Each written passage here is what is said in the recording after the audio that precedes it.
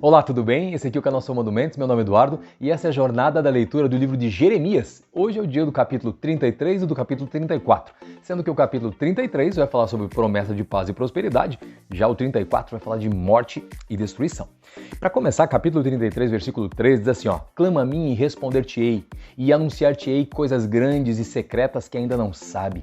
Nós estamos a uma conversa com Deus de saber coisas grandes e secretas, coisas maravilhosas, porque é desse relacionamento que o Senhor se revela a nós de uma maneira toda especial. A Bíblia tem mais ou menos ali 8.810 promessas. Cerca de 85% de todas as promessas são de Deus para o homem. Isso dá um total de 7.487, então, promessas. Agora, pessoas também fizeram promessas. Deu mais ou menos 991 promessas de uma pessoa para outra. Já o diabo também ele fez duas promessas bem específicas. Por exemplo, a promessa de que o homem não morreria e seria como Deus.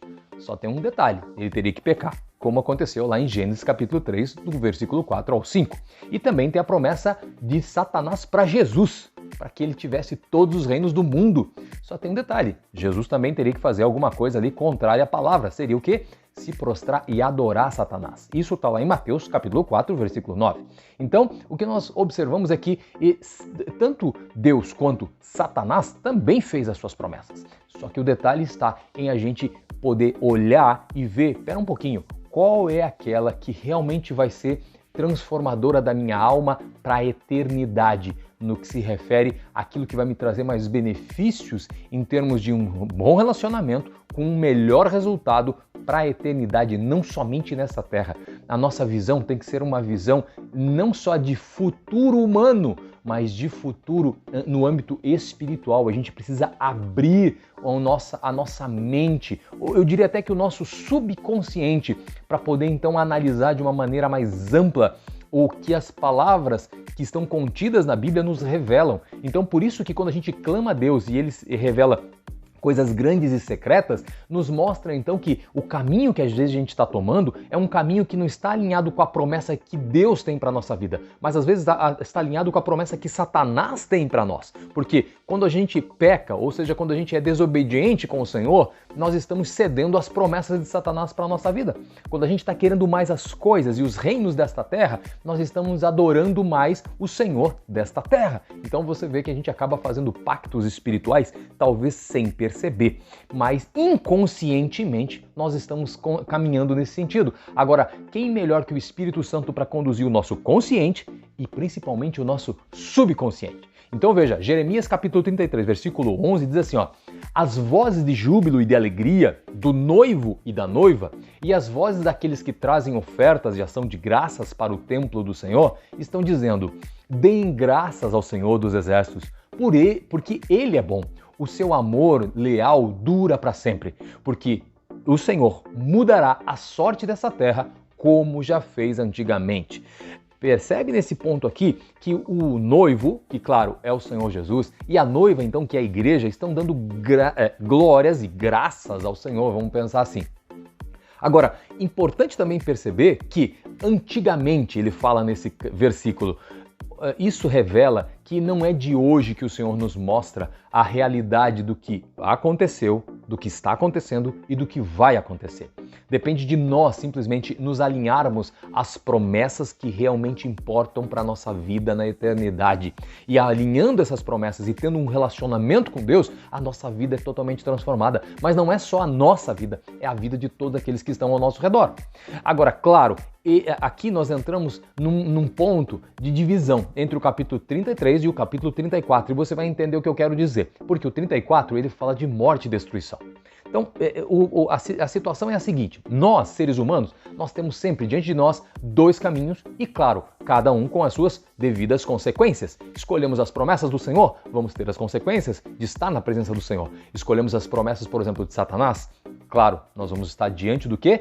Da vontade dele. Agora, Deuteronômio capítulo 30, versículo 19, fala assim, os céus e a terra eu tomo hoje por testemunha contra vocês, de que tenho proposto a vida e a morte, a bênção e a maldição. Claro, escolhe, pois, a vida, para que vivas tu e a tua alma e, claro, a tua descendência. Olhe como vai ecoar esse grito da nossa escolha hoje. Não é só para nós, mas é para o futuro dos seus.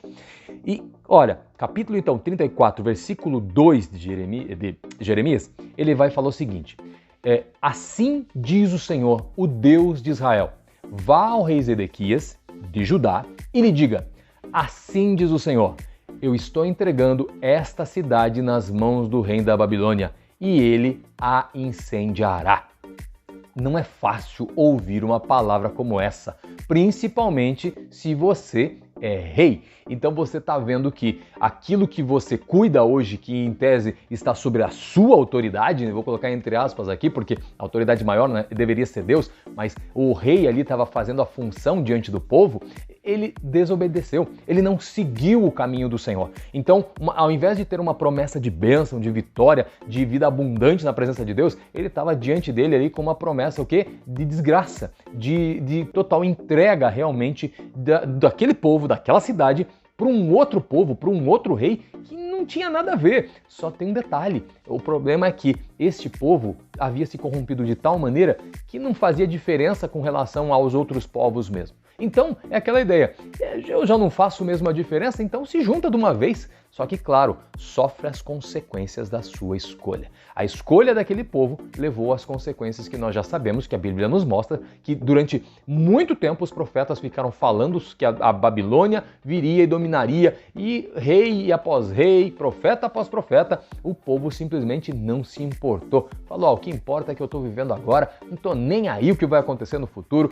E de repente o que eles viram foi que o futuro chegou e houve um grande problema porque as escolhas erradas tiveram consequências erradas. Então, percebe o seguinte, promessas não nos faltam. O que nos falta é uma atitude de fazer a escolha do caminho e, claro, arcar com as consequências das nossas escolhas. Simples assim. Eu espero que essa palavra tenha tocado seu coração e faça você mudar, faça você ter uma atitude de transformação na sua vida. Por isso, sempre leia a Bíblia e se liberte. Deus abençoe você, Deus abençoe sua família. Se Deus quiser, até um próximo vídeo. Tchau!